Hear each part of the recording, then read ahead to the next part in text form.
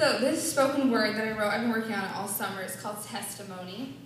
It's just my testimony, and it's pretty much brokenness and how God uses messy people to still bring glory to his name. So I hope you enjoy it. To keep you entertained, I'm going to dazzle you with my words all. Though if you listen closely, you'll hear the hurt. Testimony.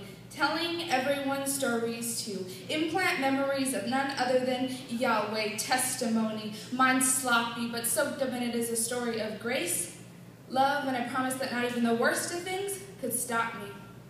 I don't remember when the lies began to rule me. I really can't even remember when Satan started to think that he can fool me. But it went something like this. You're not worth anything, you're shh, because if you just keep quiet and tell yourself to go on a diet, it'll patch up the lies that the mirrors have been feeding you, which I'm surprised that you were even eating into. Desperate to be thin, I searched prices for liposuction and out my fears, my doubts, because really that's all I wanted. I just wanted out. So while I thought not eating was the answer, I was only feeding into more of that ball and chain kind of master, the one that said, release your stress with cuts, you'll feel better after. Except while I was using bracelets to cover up slit wrists, I was sinking more, drowning more, almost lifeless. The lock on my door only helped me fester in my sin, because once I started cutting, something else started happening. Cuts gave birth to a baby of depression, which quickly grew into an adult's obsession. I was lost. Understatement of the year, I was trapped in a 5'7", blonde-haired, blue-eyed girl that was scared.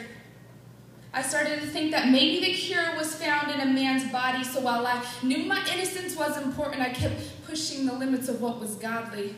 One decision can be pricey, I know from experience, because the ones I made have been costly, life-altering. Don't want to wake up in the morning regretting night's past choices, wishing to be someone else, but still showing up on Sunday morning to attempt to get spiritually healthy. I knew the way out. I knew in my mind it involved change, inside, outwardly, everything being rearranged. I knew that Christ needed to invade my bloodstream, my organs, my innermost being, my everything. It took falling enough times to realize that it was on my knees where I should have been all along. I said it was my knees where I should have been all along. Because it was there I had an encounter with Christ. Scripture became my nourishment I needed to survive. More sustainable than any food, it was my bread of life. It was there I found authentic healing. Prayers covering my cuts, and it stopped my internal bleeding. Worship allowed my worth and value to be redeemed, because while tears fell from my eyes, it became my heart's loudest scream. And with that said, to the girl that had an abortion, to the guy that clicked one too many images on the web, to the shoplifter, to the drug dealer, to the alcoholic, to the anything that's kept you in captivity, you are released and set free, because freedom doesn't discriminate. It's for you and it's for me.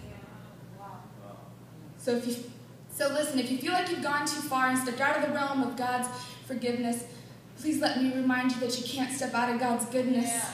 And with that said, I am thankful that God is God and I am not. Because now I'm secure in knowing that I'm fearfully and wonderfully made, not because of anything of my work, but because of the price he paid. And when my testimony isn't finished and the process still remains, I will forever give God glory. I will forever bring him fame. You are, I am, we are God's workmanship. Let him be the author that writes and rewrites your life's manuscript. I see love.